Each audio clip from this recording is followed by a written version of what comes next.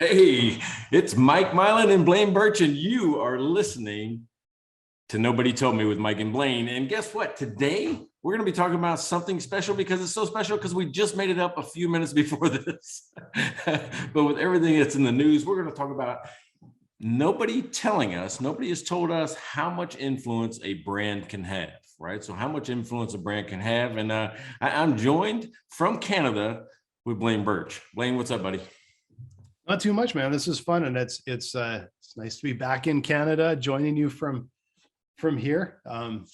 Stays bright really late here, so the sun is. I'm moving curtains so I don't get baked in the screen here. But before we get started, what are you drinking today? Well, I'll tell you what, I stepped outside of Texas today. I'm gonna stay in the IPA land, right? Because I've been liking those kind of meaty beers, really just big beers, right? So I'm staying right with that. And it's from Charlottesville, Virginia. It's Champion Brewing Company's Waterboys, right? And I just thought it was kind of a cool logo, a cool name for a brewery. And so I'm gonna try this today. What about you? Oh. Well, because I'm back in Canada and back in Alberta, so I actually picked one of the Alberta beers in my fridge, and this is. See if we can get into the shade here so you can actually see the can. The sun's not baking it. Troubled Monk from Red Deer, Alberta, which is just about a half hour down the road south of us here, and it's a triple IPA called Triple Dog Dare, and it's quite a cool, funky can with this cool striping and stuff, and it's in collaboration with Dog Island Brewery, which is out of Slave Lake, and I've had some of Dog Islands too. They make some really cool stuff too. So yeah, really kind of a nice beer today. I do like the can, right? It's kind of funky. Yeah, it's kind of fun. I think that's probably why I grabbed it initially. I mean, look, that's a really cool can. And I'm just going to move my mic a little closer here. And yeah, it's a really nice beer. Just a nice, heavy, meaty triple IPA. Well, good. All right. So again, we're doing wisdom again, right? We've been doing this for, what is this, probably 2 months now. And if anybody's out there listening wants to join in, again, we're talking about, how much influence a brand can have. And this is coming about from, some of the big name things that happen in the media, and we're just kind of dig into it with our own little spin, our own little flair. But I'll tell you, we reached a big milestone this week in reviews on Apple. Did you see that? Yeah, are we up to 50? Was it? It was like 55-star reviews 50. Already. So I mean, for a new podcast, I think that's pretty good. So 55-star reviews, we think we're doing pretty well there. If you haven't checked us out on Apple or YouTube, we do have a website, mikeandblaine.com, where one of these days, I'm going to tell you, Blaine, one of these days, somebody's going to buy us a beer, right? Somebody will. Yeah, we're waiting, and it's like, doesn't have to be a pricey beer, but someone could put in a few bucks, buy us a beer. Yeah. So, okay. So let's talk about just the concept of influence and if a brand can have it or not, right? Because when I think about that, I always think about, folks like, like Apple or Tesla, they get customers that become rabid evangelists, right? Yeah. That kind of spreads, and there's an influence that it has on everything in daily life. Yeah. So that's at the highest end. Are there ways, or what do you think? What's your ideas on influence? Well, I find it really interesting, from how important brand is for any sort of business, and for our business, like we're always working on building our brand and being a thought leader, and all of this kind of stuff.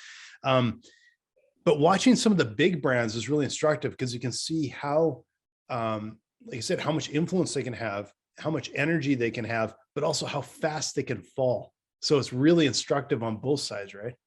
Yeah, and we saw that.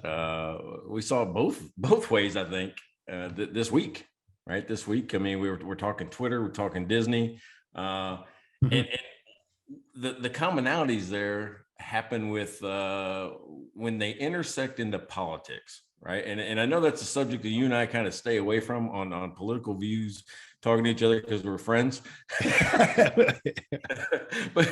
but I've got to tell you, I don't know that there's a true place. And I want there's people on wisdom. You guys can jump in here because this is going to be a hot topic. Yeah. I don't know that there's a true place in commerce for political, to be political and to be in commerce. What do you think? Yeah. In a really, it depends, I guess, how you classify political. But when you're talking politics, political party, and I don't have a whole lot of good to say about, political parties from any stripe from anywhere to start with, but I think that is a really dangerous place to go, right? And I think it's kind of irrelevant. But when it starts getting into more, activism and that, like there's places where you start to cross over, and so, like for our business with Dry Run, like we will stand up till the ends of the earth for small business, like independently owned business. Like that's what we're about. We want to help business owners. So we have a point of view. We have people that we want to back up, and that's our group. So there's areas where you tiptoe in, but I'll tell you, we'll never be have a political party's banner on our website and all that. This never ever happened. Yeah, and if this was a game show, you just said the secret word, Dry Run. By the way, this podcast is sponsored by Dry Run. So I want to thank my sponsor, Blade Birch, for putting up some money and helping us promote this show. But here's the thing: you can look at that two ways, right? Because I've had some discussion with friends saying, no, I think, especially because your brand has an influence, it has a voice, and in some cases, a big voice, that they should champion some causes. Yes. And that, but the thing is that when do you cross over from being, we'll take Disney, for example, when you cross over from being, a provider of entertainment and love and fun stuff for children to being a political activist? I mean, should it have happened? I don't know. I'm not sure, but I got to tell you, I'm not even sure what you're talking about, because I've been on the road for 4 days driving back to Canada, and I think I missed something huge here because I don't know what you're talking about for Disney. So so maybe you can fill me in a little bit here, because I'm actually haven't heard. And I don't even know what I see or read, right? And who knows if that's true or not. But that there was a law that they nicknamed "Don't Say Gay" in Florida, but really it was about the age at which sexual orientation or gender, the idea of gender, when should that be introduced to children, right? And it was pushed by educators on when that should be done. Well, Florida didn't like it, so they said, hey, let's keep that out of schools for children that are in kindergarten to 3rd grade. And I think the school system was introducing the idea of gender fluidity pretty early, which means, you may have been born a girl, but that doesn't mean you're a girl. You don't identify with that. So there was controversy, right? Because there's people on both sides of that. Yeah. Very, very, they're just people that believe both ways. So Disney took a position against the law, right? They didn't like that the law was there, came out against it, made things pretty difficult for the legislature in Florida. And in retaliation, then this is where I'm like, man, I don't like these type of fights. In retaliation, the state of Florida revoked some of the special privileges that Disney had. They were their own tax base, right? They were their own city for the most part, had their own fire department, own police department, and received special tax treatment. Well, now they've removed a lot of that and made them just like every other business in the state of Florida. So that's where I think it's gotten out of hand. Because what happened was Disney then put parents against each other, right? Meaning that they were no longer advocating for the child; they were advocating for a position of parenting. And I didn't like that they got involved, because I really love Disney products, right? I have all my life. My kids grew up on them. But there's a point in time when I'm like, I just don't know if I care for that. And again, if you're on Wisdom and you got a strong opinion about this, I'd love to hear it. Because this is just one of those topics that we're hearing here in my neighborhood. People are talking about it up and down the street, because there's a lot of kids in my neighborhood, right? So parents are kind of upset about it right here in Texas. Yeah, and I don't want to dive into the actual, like that stance or that issue or that the politics there. I'm kind of on the fence, because I'm Disney's taking a stand for something they believe in. Just like I would for, like I said, for small business. And there's people out there that thinks all small business owners are like rich and entitled and everything else. And I'm like, nah, too bad. backing them up. So, but I don't know where I don't really know where you draw the line on that. I don't know where, like, this is a really complex question, is where's a business and where is a brand responsible for standing up from like something that's just outside of their vein. I was actually listening to a podcast on the way on this incredibly long, painful drive back from like 30 hours of, anyway, long drive. So we just listened to podcasts the entire time. And there was a podcast I was listening to, and it was, I think it was how I built this with Guy Raz, which is one of my absolute favorite podcasts. And he was interviewing, oh boy, I shouldn't have started this train of thought because I'm trying to remember the business. But the business, sort of the CEO found a lot of controversy in their office during the BLM movement and all the things that were happening, and found there was so much what he perceived, I guess, as negativity and a lack of focus. And he said, well, that's not where we're about. We really need to focus on our customers. We need to focus over here. And he got really like hammered for it, like in the papers and the public, some of his staff, but then a lot of his staff, he said in the end, really backed him up. It was interesting that he knew there was going to be a lot of controversy, but the negativity came from him not taking a stand and saying, in their business, we have to stay on target with what we do, what we value. And he was really concerned because he saw all this butting of heads within his own business. And that's a real challenge. Like, how do you motivate your staff? How do you keep them engaged? How do you take a stand? Because brands are expected to today, but where do you draw that line, right? Right. Well, and you brought up a perfect case there of damned if I do, damned if I don't. Right. I mean, completely. Even if you want to stay out of it, sometimes the public won't let you. Yeah. Right. Yeah, it's true. Yeah.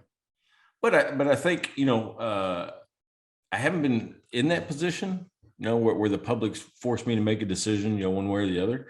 But I can tell you that I think that if you could state your position or state that, you support this or support that, I'd stop there. Right. I don't think I would become a corporate activist where I'm actually now out there lobbying, now out there being part of the protests. Now I don't know that I would do that with my business. Maybe I would as an individual, or cause something I believe in. As an individual, I'd probably go out there, but I'd want to separate that from my business, my brand. Yeah. Yeah, it's because I've struggled a little bit with that too. Like when I look at the different issues that the world is facing, and you're like, as a person you can take a stand, but as a business, how do we get involved, and what is it? Because you're also protecting your brand, you're protecting your customers, you're protecting your team, you're protecting, it's a really tough question. And I look at like, what are we about as a brand versus what do I think? Even though like I obviously I'm the sort of the main driver in that business, and some of the perception probably has to come from me, right? But it's a tough question, and it's a tough thing that I think businesses and brands are placed in now that they weren't even 10 years ago, let alone 20, 30, 40, 50. Well, let me ask you this, and I'm struggling to come up with an answer. That's what I'm asking you. Can you point to a company that's been successful being active for a social cause? Apple is they're quite well known for that, and they're probably the biggest company on the planet right now. So, but they're I get the feeling it's very careful, very thought out, and very much in line with, I think, what their customers, their customer base maybe believes in, maybe not, but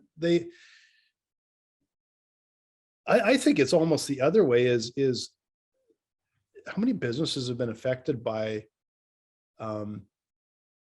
not being part of the conversation? Because that's the other side, are there businesses that have actually been been hit by not being part of a conversation. I don't know about that. I'd love to hear somebody's opinion on whether or not that's true, but I always think there's more risk, right? More downside to getting more heavily involved. When you stray away from what you've built the business for, what the mission of the business is, unless the mission is I support and help small business owners no matter what, I'm on their side. Like you've already stated, I find that there's more downside. Now another company that got into trouble a few years back, I don't know if you remember this, it was like right before the pandemic, was Goya Beans, or Goya, is like a food company. Are you familiar with that? I've seen the name in the grocery store, but no, I'm not familiar with the story at all. Well, they took a more conservative viewpoint on some social issues and got negative reaction from the public, right? Where there was boycotts against the brand. Well, this is where I learned the term boycott. I'm like, going, what's a boycott? That's where the people that actually supported the issue, and I can't even remember what the issue is now. It's been several years, but one group who was against the position boycotted and stopped buying Goya food products. The other group went on a boycott and bought more and more and more, right? And the company had record profits that year, right? you got to do the math in the end and see. Or I remember seeing something. I don't remember what the company was or anything, but I remember early in on the pandemic, there was a big outcry or an outcry online where someone said they were calling for a boycott of a business because the business wouldn't let them in if they hadn't, I don't know if it was no mask or no vax or one of the two, right? And someone online explained to them that they're not letting you in, so they're forcing you to boycott. So asking for a boycott really doesn't make a lot of sense. That's kind of a funny thing. It's like, we're going to boycott because they won't let us in. But that was kind of funny. You know what's funny about that is that, okay, so I went to Seattle to see my granddaughter, and I got the vaccine, right? I got the vaccination, so I had the card so I could get into a restaurant. Now, I lived in Seattle for almost 10 years, and they protest everything up there. So I'm sitting in a restaurant, and a protest goes by the restaurant, right? 300 people, the signs, everything that you see on TV, it was right there in front of me. And it's like going, my body, my choice. It was anti-vaccine, right? And I'm excited. I'm like, going, yeah, finally people are standing up for, their rights. And if they don't want, to get shots, they don't need to get shots, those type of things, whatever it is. But they were stating their position. And then Courtney looks at me, she goes, they're protesting you, right? I said, what? They said, yeah, you got the vaccine. You're sitting in the restaurant. I said, I didn't even think about it. Here I am. I'm on their side and they're protesting me. I've started to tune it out because everybody's yelling about something somewhere. And I admit that I'm starting to tune that out. Just as noise at this point to me. Well, we went to Washington, D.C., and we actually actively looked for a protest. We're like, well, I kind of want to see what this thing looks like. Couldn't find one. Couldn't find one. I was like, going, of all places in the world, I should be able to find one. It's there. What we did run into was one of these staged events, and it was like a couple of the politicians were there. And there's probably 10 people at this thing. But if you when I saw it on TV, it looked like it was more massive. It's like 10 people, in the stands. Not even stands, folding chairs, and other people kind of huddled around, but they kept all the zoomed in up on the stage. So zoom right in, like, look at all these people, all 10 of them. That's right. Let's pan across the faces. Right. Hey, so you mentioned Apple, and I've got to tell you, I mean, that's a company whose brand does influence. I mean, how else can you get a group of people to wait in line or camp out for 2 weeks prior to the launch of a product? I mean, has that ever happened to you? People just line up and wait for you to launch a new update of Dry Run every day? No, I wish someday. And I've man, I do not like lineups. I have waited maybe I'd wait like an hour for a phone or something back years ago. I don't even have that kind of patience now. Like, I go into a restaurant, they're like, it's going to be a 20-minute wait. Yeah. Well, guess I'm going somewhere else. Like I have no patience anymore. So, but that's amazing to have a brand with that kind of, they know how to build a brand, but they have the products to back it up though too, right? You know what? They took a total opposite approach back in the 80s, late 70s, 80s than any other company. Most companies just come out and say, here's what we got, and here's why, here's not why, here's how we make it, right? They're more about the product. It's like features, benefits, those type of things. Apple didn't do that. If you remember their first commercials, you didn't even know what they were selling, right? Because the concept of the home computer wasn't one that we could grasp, right? It's just like, what do you mean? Why do I need that at the house? So they came out and didn't even tell us what it was, right? The first couple of commercials, one was just hello, right? It was just hello. The next two, one of them, and here's what they told us. Instead of telling us what they built, they told us what they believed in. That was the big change, right? Instead of saying we're building computers, they're saying, hey, listen, we believe in thinking differently. We believe in challenging the status quo. And if you believe the same way we do, you should buy our stuff. Yeah. And that actually started back from their 1984 commercial, which I don't remember if it was in 1984, but when they threw the hammer at the whole, that was the start of that brand. And what was interesting when you talk about it was how far Apple fell with the brand, but also the computers, everything after Jobs left. Mm-hmm. Like there was, I'm trying to remember his name was the CEO of the company. And that's when they made the gray ugly tan boxes, and they lost all of their brand personality. And when Jobs came back, when he was with Next, he was developing Next, he brought an OS to them. And all of a sudden they have these colorful iMacs. Remember those first colorful iMacs? And they had 5 and the pedals almost, but they brought that was a lot of that think different, everything all came in, and it was a brand from the messaging all the way through to the product, and it carried all the way through. And that's amazing how powerful that is. The one right before the 1984 commercial that I remember, it was a bunch of guys in business suits all in a line, and one by one they were walking and falling off the edge of a cliff, until one guy in the middle of the line kind of wakes up and steps outside the line, and that was the guy that was thinking differently, that challenged the status quo, because he didn't fall off the edge of the cliff with the rest of them, just walk himself off. So, and I don't think they use that one very long, and there's no way they could do it now, right? Pretty controversial subject, everybody's just kind of committing suicide right on TV. Yeah. Well, and that's the interesting thing too, is like how complicated it has got for messaging, for brands, for advertising. Like it's a minefield, because that is like, that's a great, like a commercial is a great example of, like it makes sense, kind of says the message they want. I think it's well-intentioned and everything, but you couldn't do that today. And it gets tough to go, well, what can you do today that will resonate with people and be really interesting and different? But boy, you got to be really careful that you're not unintentionally offending a big chunk of your market. Yeah. Well, what's funny is I don't think for years, wasn't it like Mercedes didn't advertise or didn't do any television advertising? It was like for years. I'm not familiar with that. Yeah. Because the brand was so strong, they thought it cheapened it, right? You should just know. And I think Tesla's kind of following that same model. You ever seen a Tesla's advertisement? I don't think I've seen a TV one that I can think of. Yeah. I don't think I've ever seen a Tesla commercial.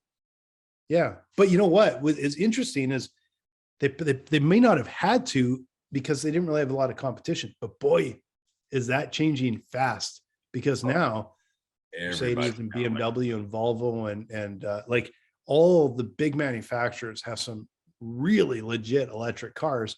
And then you have the other electric car companies, and now Tesla, they created the sector, but boy, they better be careful, or these other companies will eat their lunch, right? Oh yeah, I mean they're going to have to do some styling, I think, with the body design. But for a while there was such a long wait list that it didn't make sense for them to advertise. What, to add to the wait times? Yeah, exactly. At some point in time, it was like a 9 or 10 month wait list for a Tesla. Yeah. Yeah. Well, now I guess he'll just like have endless ads on Twitter or something. I don't know. Well, yeah, but there's still a wait list, right? But I think you can get a Tesla in a matter of like 2 or 3 months now. Yeah. And I'll be like, Tesla's a nice car. It would not be top of my list for electric car right now. And the thing stopping me from electric cars, I got to go all the way down to Arizona and back. And it would be really hard to do. There's some really cool cars out there, but there's some amazing electric cars coming out from these other companies now. Hey, you know which one is kind of exciting? I get jazzed up when I see it and read about it. Is that Cadillac Lyric? Have you seen that thing? No, I maybe have, but I don't recognize the name. Yeah. Go check it out. I mean, you know, from the dashboard, it's almost just a complete, all the way across the dash. It's kind of just a TV screen. Nice. And it's just a good looking car. And that's where I think that Tesla is going to have some problems, because if they keep with the same basic shape and model, I think people will think they're too basic, right? And Yeah. a little flair with their car. They want a little flair with it. So Yeah, and I think the like from reading the tolerances and the fit and finish and that isn't quite up to par with some of the other companies now that are jumping ahead of them. So I think it's going to be a bit of a challenge, right? and I'm not gonna lie, I think they feel a little cheap on the inside.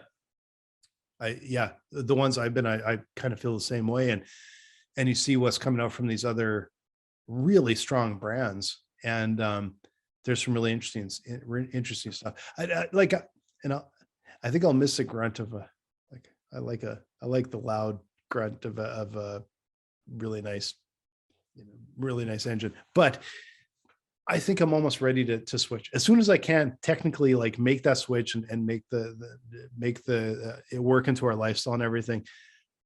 Electric car would be kind of cool. And I think I'm converted because we've got electric bikes now and they're so fun. And I'm gonna get a skateboard. That's my next thing, get an electric skateboard. So I don't have to do any work. Yeah. Well, I hope you can bounce on it, because Mallory, the 15-year-old, had a skateboard and I tried to get on it, and that's an exercise in pain for me. That thing slid right out from underneath me and I went right down onto the concrete. Well, you probably know, like I make skateboards. Here, I'll just turn over like these ones on the wall here. Well, then you probably know how to ride it. I know how to ride. I've ridden a skateboard for a long time, so I'm pretty comfortable on a skateboard. But an electric one. So I was telling my wife, like, man, I go for a ride and I'd be on a longboard and I go around. There's these hills here, and by the time I get up to that hill, I'm like, this sucks. Like I'm just not in shape. So electric one would be pretty slick. So yeah. All right. So who's a big brand in skateboards? Wasn't it like, I don't know who's the big well, just aim over to this other one here. That was my, not the actual board. That one died long time ago, but my first skateboard, Powell and Peralta Vado Rat. So Powell and Peralta was my favorite kind of growing up, and they're still a really powerful brand. And there was Santa Cruz, try like there was there's a lot of these Dogtown. There's a bunch of these really classic brands that have actually stuck around for decades now, and they're really well known. Yeah, but isn't a lot of the skateboards, that's kind of a secondary business for a lot of them. Like you mentioned Santa Cruz, and I think t-shirts. I think clothing lines now. I don't think skateboards. Yeah, for Santa Cruz, that would be probably kind of a sideline. For Palo Peralta, that is Palo Peralta. Like that's all they did. And that was sort of my brand growing up.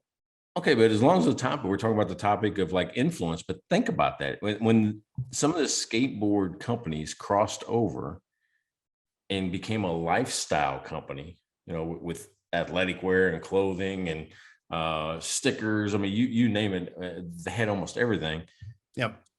That had a huge influence on a whole culture of teenagers from, I'm going to say, mid 80s, right? When that kind of the big skateboard boom and kind of started there. That's probably when you started. Yep. Yeah, mid late 80s and through the 90s and that. And it's interesting because a brand like that, it's tough because they're a bit of a counterculture brand. And it's really hard to expand a counterculture brand, because as soon as you kind of sell your soul to the devil at some point, right? Yeah. So that's really interesting, because when you say counterculture, that's exactly what I'm talking about. Because even on the political side, it's a group of people that believe what that company believes, and they buy in, right? They buy in, they support the company. The people that don't believe that way, they don't. just like I think BMX bikes, there was GT and what was the other one? That was big. Do you remember BMX bikes? Diamondback, I think Yeah, Diamondback. yeah. There's And you were Kuhara. I either got to go through a bunch of those too, actually. you were one or the other. And just like in motorcycles, you're either, Honda Goldwing or you're Harley, right? Or probably the same thing with Tesla with electric and gas, right? I think there's a choice for all of us, right? Which one you want to be a part of, but that's the influence, because all of it wraps into your life. That's the influence that it has over you. It doesn't. It's amazing how, like, so I got this Power Prota from 1989 or something when I got that. This is one of the latest, and I build skateboards, but I don't do street decks. So this is like my latest street skateboard. And guess what? It's Power Prota. Like, cause I got sucked into that brand, and I feel like they never let me down. Right. So I've stuck with them. And that's an amazing thing. And, it's interesting. Like we have beer on the show every week, right? Like every episode we have a beer. And I am really conscious of supporting independent breweries. Like I love small breweries. And when a independent craft brewery has got bought by one of the big guys, like I'll likely never buy from them again. Right. Yeah, you know what? That's really, yeah. All right. So when I ran the bar in St. Louis, right, I became pretty close to Budweiser and the distributors and those folks there in St. Louis. And they bought a brand called Kona out of Hawaii, and it like ruined the brand, right? I don't think people drink it the same way or think about it the same way as when it was just local. You could really only get it in Hawaii and maybe California. But it was like it ruined the brand. They did the same thing with one of my Texas beers here that I like, that Zig. The first one I did on the very first episode was a Zigzag, and I didn't realize they bought them until we did some research for this show, and it became an Anheuser-Busch product, and I didn't think about it the same way as much. No, it totally changes it, and partly because I think there's a reputation of the big breweries stomping on little breweries and trying to put them out of business. And so you get these little breweries, and some of them are really good, and they get bought, and I'm like, no, I can't do it anymore. I'm trying to think of it's totally slipped my mind, but one of the first barrel aged, like really good barrel aged stouts that came out years and years ago. And then, the name escapes me, and and they got bought by one of the big brands, and I can't buy it. Like I can't drink their beer anymore. It's just gone for me. Right. And it's, cause I want to support those little guys, but it's also, there's also that part where it's just no longer cool. Right. Like there's just something about that it's gotta be, cause I'll tell you, for just a beer to have in the garage, do yard work, stuff like that, I keep Coors Light now. Right. Just Coors Light is just an easy, just drink a lot of them actually, but here's the thing. I was Budweiser my whole life, right? Grew up around the St. Louis area, Budweiser at the bars, everything like that. InBev comes in, buys it from, Augustus Busch and their family, buys Anheuser-Busch. I don't know if you remember that. It happened about 15 years ago or so. Yeah. And it was never the same. When I moved to Seattle right after that purchase, Budweiser didn't even taste the same to me. And maybe it was a brewing process, or maybe it was something like that. But here's the thing where, you become very loyal to a brand. And when they let you down in one way or the other, I don't know if you're like me, but I'm pretty quick to give up on you. Yeah, you walk. Yeah, you walk. Like Goose Island. Goose Island was they make the stout. It's not Goose. What do they call it? Guys will like, this is ridiculous. It's such a famous one. I should know. But Honkers they were bought by one of the big like InBev or something. And since then I'm like, well, I can't support them. And then I see a big craft brewery like Stone Brewery, and they're standing up for the little guys. I'm like, yeah, like they're a big brewery, and I like to support the little guys. They've gotten fairly big, but they're still independent, and they still fight the fight. And that's just something like I believe in for this small independent business, right? So it's it's amazing how a brand can have like, it can be, like you said, like can turn on and off. You just kind of go, oh, these guys, no, they've let me down and I'm done. I'm gone. Yeah. So I think this started, I'm starting to think back to when did I really notice brand in my life? When did I notice it? And I want to think I was probably in the single digits. Yeah, for sure. And buying cars, or my grandparents or whoever bought the, the little toy cars. Hot Wheels. It's the only brand. Yeah, but if you bought Matchbox, you were just out, right? You're like, don't bring Matchbox over to the massively disappointed. The other one is Lego versus Mega Blocks or any of the others. I'm like, no, that's not Lego. That's right. It's not doing it right. So, all right. So who do you think's done it poorly? Building a brand. Maybe they got a good product and like, they just don't, there's nothing associated with the image itself. Yeah. There's a brand. I actually wrote a blog article about this years ago. And it's, if you went to dryrun.com, went to our blog, it's probably on there, but like, I don't know how many years ago. There's a brand. It's kind of funny because I literally can't remember the name of it. That's how little impact it had. But I remember there's a shopping area in Scottsdale, North Scottsdale, beautiful place, and there's a Lululemon in there, right? And that's a Canadian brand. Mm-hmm. And they built up a couple trips here and there, but they've built up a really solid brand. Like they just are the brand for that sort of athletic wear, yoga wear, whatever. And there's I walked by one day. I'm gonna cut in because it's just not yoga wear anymore. It's I'm starting to wear Lululemon. If you have not bought their pants, their ABC classics, you'll ditch all the other pants in your in your closet. Yeah. Start wearing these. I mean, it's true. I've got more Lululemon now that I know what to do with, and I don't have the body shape for it. I've had. Yeah, no, I've had some Lululemon stuff. It's been good stuff. I've shifted over a lot to merino, so like Icebreaker and Unbound and stuff like that that I really dig. But I remember walking by and there was a shop that opened up, and it was I looked it up later because I was curious who it was, and it was a fairly big company that had built this brand, and it was a kind of an athletic yoga brand type thing, and they're trying to obviously compete with Lulu. And it would just like, I don't know what would be from my day, you call them like a poser, a try hard, something like you walk by and I looked and I went, oh, these guys have somehow built a brand that is so dull and so lame. And there's Lululemon right across the street, and like Scottsdale Quarter's got Lululemon, and this guy's got this, whatever the heck it is. And it just seemed really dull, really, really dull.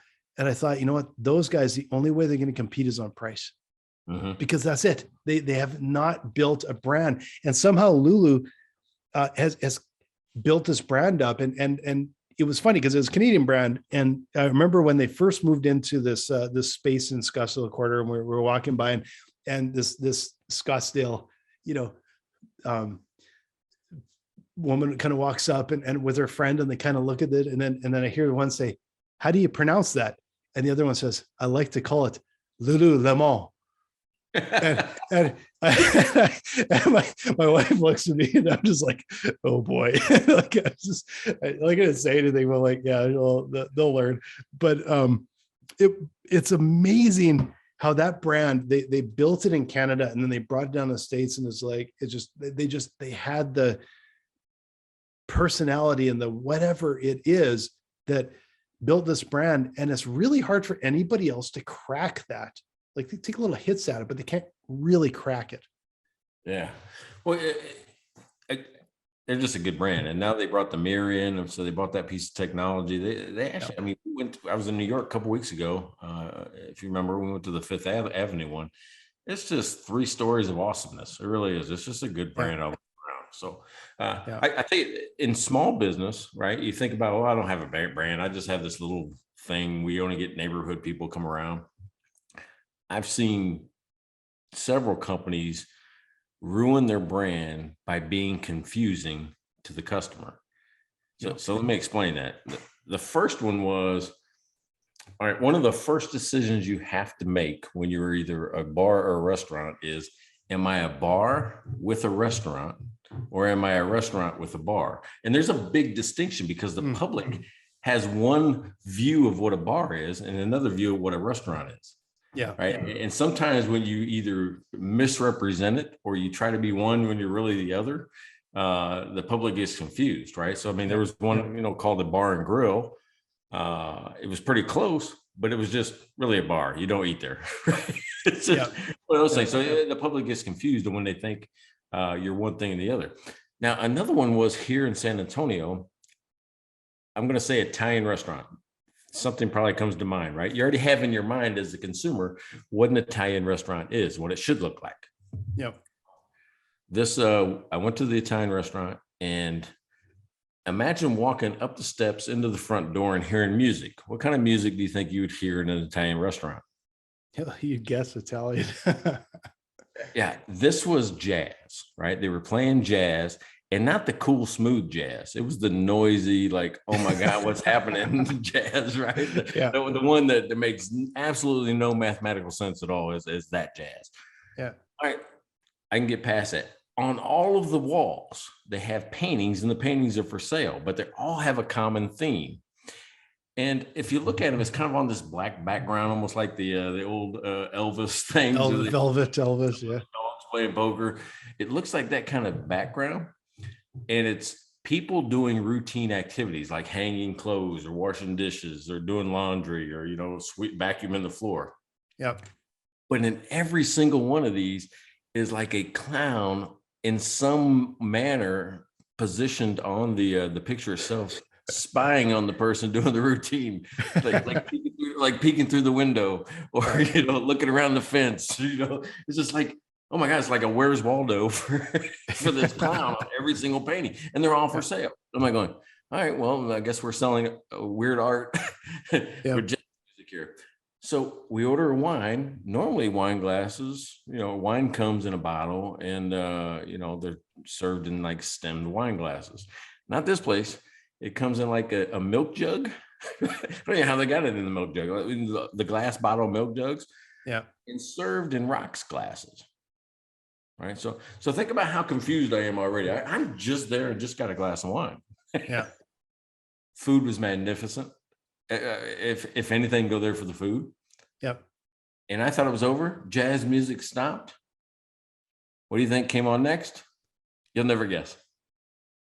Yeah. I have no idea. Would you have guessed ever a belly dancer? No, that would not be. I don't know if it's the funnest place in the world because of all this crazy happening, or it was the worst run business ever. Right? But that's how confusing it is. You're like going, I don't know what to expect, because people really aren't outside the box thinkers like you think they are, right? They still want to be in a box. They want to be able to put an idea in a box. This is what it should be like. This is what I expect. Yeah. It's almost goes back to what we talked about a week or two ago about like a niche, finding your niche. That's the same thing for your brand. Your brand has to stand for something, and it can't be all over the place. And I know exactly what you're saying. Like I really respect it when someone, like, especially in a restaurant, when they know what they are. Like there's a bar on White Ave here in Edmonton, the Black Dog, and the last time I went in there, and wanted to grab a pint, and what's on your menu? Like, because I never tried to order food there before, and I found out they don't have food. Like that's it. Like, they don't have, like, no, we have booze. Like that's what we do, right? No, I kind of respect that, right? What's funny is that at the golf tournament, when I came out there, we were so hungry after leaving the golf course that we walked by and walked into the Black Dog. Oh no, that's a Whining Pig. Oh, Whining Pig. That's the other one. They have grilled cheese sandwiches and a charcuterie board. No, we're a little bit more hungry than that. So okay, okay, that Black Dog was Whining Pig. That's what it was. No, yeah, Black Dog's like got literally nothing. Whining Pig get grilled cheese sandwich, and they and man, I love the Whining Pig, but you go in there and they got like 150 beer or whatever and a bunch of wine. I'm like, I respect that. They know what they're doing. And if you Yeah. got a little nibbly, you got two choices. Is it a grilled cheese sandwich or is it this little charcuterie board? And but what I respect is you can actually go next door to the Japanese restaurant and get some food and bring it in a bag into the Whining Pig. So if you're in Scottsdale, or actually they got a few locations, a terrific place. All right. So what about this? When we're talking about influencing brands, who are you following right now? Who kind of influences Blaine Birch's decisions, on a regular basis? Influences my decisions. I don't know if I would go as far as influence decisions, but there are brands that have gained my trust. So like Apple has gained my trust. I haven't had anything but an Apple computer since 1996, I think. Bragger. They've gained my trust. Now there also is a bit of a walled off garden, so you kind of get used to that. iPhone, iPad, Apple, like the whole works. We just got a new little speaker system in here as a Bose. They've done pretty good by us, I guess. But I'm not I guess I'm not much like it. That's not a brand that's really grabbed me. I'm like right now I'm driving a Beamer, and I will tell you, like I had my first BMW quite a number of years ago, and boy, did it drive nice, like a 5-speed M kit, the whole works. And then I went to a bunch of other brands in between, and well-known luxury brands. I don't want to throw anyone under the bus, but went back to Beamer, my last car, and I'm like, yeah, I really like this. Like there's something about it I really like. So I don't know, there's a couple that I guess come to mind right now. What's funny is you mentioned cars, and there's a psychology of buying that car dealers employ all the time. And you think about it, and I wrote an article on this about why do car dealers give first-time buyers discounts and not me? I bought a lot of cars. Why don't you give me a discount? Yep. Well, I took the opportunity to think about it and research it a little bit. And here's the thing: when you buy your first car, right? First time you buy a car, you get in it. Most every car has the same type of features, right? They got windows and they got air conditioning and radio and turn signals and these type of things. But have you ever noticed that they're all slightly different? Like some have sliders, some have buttons, some have knobs, some on the steering wheel, some of them are behind the steering wheel. You ever notice that? They're kind of the same, but different. Not quite. Yeah. So here's how it hit me. I got in a rental car. I rented I think at that point in time it was like a 2020 Lincoln, whatever that Lincoln Continental is. It took me almost 3 minutes to start it. Yeah. I'm like going, I don't know how it starts. And then put it in reverse. Instead of having like a gear shifter or a column or any of those type of things, it was just a button on the dash, and it was kind of hidden out of my view behind the steering wheel. I wouldn't have thought to push a button on a dash to put it in reverse. Yeah. I sat there like a dumbass for. I'm looking at Courtney like going, I don't know how to. I don't know how to drive this. I've been driving for 35 years. I don't know how to drive this car. But that's when it hit me. I'm thinking, oh my God, that's why they do that. Is because when you buy your first car, when you get into something else, it feels weird. Really. Yeah. It just feels slightly odd, but then you go back to their car and you're like, oh yeah, that makes sense. This is exactly where the radio button's supposed to be. This is exactly how this is supposed to work. So I got to figure it out. That's why they do it, right? Because they want you to buy that second car from them, but you think it's because of customer loyalty and all that. No, they actually psychologically imprint on you. This is the way every car should work. Yeah. Yeah. That's clever. I've never thought about that before. It's really clever. It's huh. Yeah, well, I probably just totally made it up, but it makes total sense to me, though. Yeah. And if anybody on Wisdom thinks I'm full of it, just get on here and tell me yourself. I will say that as I get older, though, I'm actually getting more brand loyal, and I think it's because I've been let down enough to know. So, like, I've got our favorite restaurants. And we're regulars. Like we're regulars here in Scottsdale. We're regulars because go to these other places and you kind of get let down a bit. And then you go, yeah, but these guys are consistent. They're always really good. And I think once a brand has kind of gained my trust, it's hard to break me away from it because, and it's not like I'm all in on a brand and I'm going to get a tattoo and all that. What it is like, yeah, no, these guys have delivered. They delivered what I expected. They did a good job on it. And I don't want to get let down because I've had enough times where I switched or tried to cheap out a bit or whatever, and it let me down. Right. Yeah. But it's funny when you talk about loyalty, right? Because that is, I trust them. Yeah. The industry, and I found this out over the last 15 years specifically, the industry that people are never loyal to. Just, I don't know why they're not. They just are not. They'll say they are, but they're not. Loyal. Not loyal. You're not loyal to this type of business. And I'm talking about banking. Nobody is loyal to their bank. And I've had people challenge me on that. Says, no, that can't be. Am I going, listen, how many banking products do you think the average business owner uses? And they'll think about it. And I mean, you got a number? What do you think? And this is actually one of the 6 to 8. I'm not sure. I have no idea. You say 68. The average number that a business owner uses is 15. Okay. Oh, 6 to 8 is what I was. Yeah. So not 68, 68. Yeah. It's 15, but I mean, okay. But most people think, oh yeah, 6, 7, 8, 9, maybe 5. I mean, I've had all of those. Nobody thinks 15. I'm going, yeah. This is where bankers get frustrated with business owners, is that nobody's loyal to them. Matter of fact, the average, even though they're using 15 products, and you're like, well, how's there 15? Mortgage, car note, personal checking account, business checking account, savings, IRAs, all these things are banking products that one person could provide you, one bank. Yeah.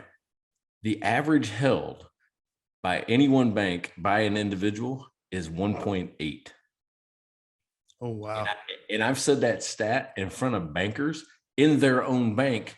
I said, I'll bet any of you right now, you can open your wallet and find more than one bank in your wallet, just in the credit cards, right? Issued by different. I said, you're in a bank that issues credit cards and you got other banks credit cards in your pocket. Right? So it's crazy, right? I mean, nobody's ever loyal to a bank. They don't even think about loyalty to a bank. No. And like I just moved our corporate accounts in our business. The truly financial. You know what? I needed this one thing you guys didn't have at the time. Maybe you do now, but anyway, there's one thing I need. We just recently moved banks, but you know what it came down to is the people. And I think the banks don't realize that is such a major thing. And the bank we were with, I'm not going to throw anyone under the bus. Bank we were with, if I had a real serious problem today, I can't do anything but phone the 1-800 number and get someone that doesn't know anything. Like I don't know. I can't talk to anyone. The bank I moved to, like I can talk with 4 or 5 people and they CC everybody on the same emails. I'm like, it's people. And they have a whole department dedicated to tech businesses because I need people that can help me, that can understand. Everyone has the online, everything, all the apps, all that shit. They've got everything. I need people when I run into a problem. And I think they've gone the wrong direction where it's so automated and everything else. Yeah. But give me a person that's been there for more than 2 months and that is going to stick around. That's where it matters. Right. Yeah, absolutely. And that's why we have, success teams that you get the same people and talk to the same people all the time. That's right. Yeah. All right. So what'd you learn today? Anything? I don't know. I tried to make you debate. I tried to give you a hot topic to debate on, and you went backpedal, backpedal. you stayed clear of it. Well, and we should probably ask, guys, you can comment on this because would you rather hear Mike and I just go nuts on this stuff? Because I can definitely, we'll take 2 sides and just battle her out. Or should we tiptoe because we don't want to get canceled because we just finally got our 50 reviews. So. Yeah, we got 55-star reviews. Now we'll get canceled. Yeah, exactly. You get 700 1-star reviews. Yeah, but but it is a good reminder of how important building your brand is for every business. And you know what? When we started, we thought it was big business, but then as we went through and I started thinking about, you actually brought it up, you know, it's the restaurants and the bars and these little individual shops that we go to is building, they've built their brand, they've built their business. And especially if you have more than one location, like there's a coffee, well, now it's a few locations in Phoenix area and Scottsdale called Press. I'll give them a boost because they're like, I like them. They got good coffee. Started with one. Now they, I don't know, maybe have a half dozen locations, but I trust them because I know they've got good, they're reliable in every location, but they're still owned by someone in town. Like it's a small business. So I want to support them, but, it's important to build that brand. Even if you're a small business, one location, tiny, build your brand and it's going to really help you. Yeah. And I think, you know, you made me think about, you know, the loyalty aspect is part of being influenced as well. Right. And what you said that I took to heart was, hey, deliver on your promise. And that's all you got to do, deliver on your promise. And I'll trust you, right? It's the evidence of integrity over time, which means the more often you do what you say you're going to do, and I can trust that it's going to happen again, I'm going to love you as a brand. Yeah. And that's a huge thing. You know, I don't necessarily I don't necessarily need a corporation to fight my social battles. I don't need that. But I do want you to deliver on your promise of the good or service that I want, right? I want to purchase from you. I need it in my life somehow. So that's kind of what I did. So I want to thank Dry Run and my friend Blaine Birch for supporting the show. Nobody told me. And the best way you can support us, the best way you can support us is go to mikeandblaine.com, click on that buy us a beer, and we'll go buy the beer you tell us, and we'll drink it on here, and we'll cheers you, you know, for the guy that it'll be the first one, right? Nobody's ever bought us. It'll be the first one, but I will say, please get it. I shouldn't even say this because you know it's not going to happen. Please have us drink a decent beer, but we'll end up with some kind of like orange vanilla lager, you know, or something with pepper, you know, or something. But anyway, but buy us a beer. We will promote. We will actually mention the beer. So if you're a brewery, there's a great opportunity to get a little plug on our show. And I'm also going to take the opportunity to tell you what Dry Run is. Cash flow, financial modeling, cash management. If you are a finance pro, you're CFO, CPA, you got to come check us out, dryrun.com. We would love to help you out. Hey, another one's in the books. That was number 37 of Nobody Told Me with Mike and Blaine. So number 37, go Oilers. It's almost playoff time. Yeah. As I'm wearing the Vegas Knights hat, I get you. And I'm a Blues fan. You know, Mike and Courtney's first date was a Blues versus Knights game, and they weren't selling Blues hats that night. Well, hey, you know what? And you know, that's a great. We never even got into the brand of sports, and here I had to plug my team at the end of that bloody. So that's a great, you know. And this is a brand that's let me down for the last 20 years, and I'm still plugging them. So that tells you how imprinted that is. Hey. Blaine, once again, thank you, sir. And we'll see you next week. Have a good one, man. It's going to be fun.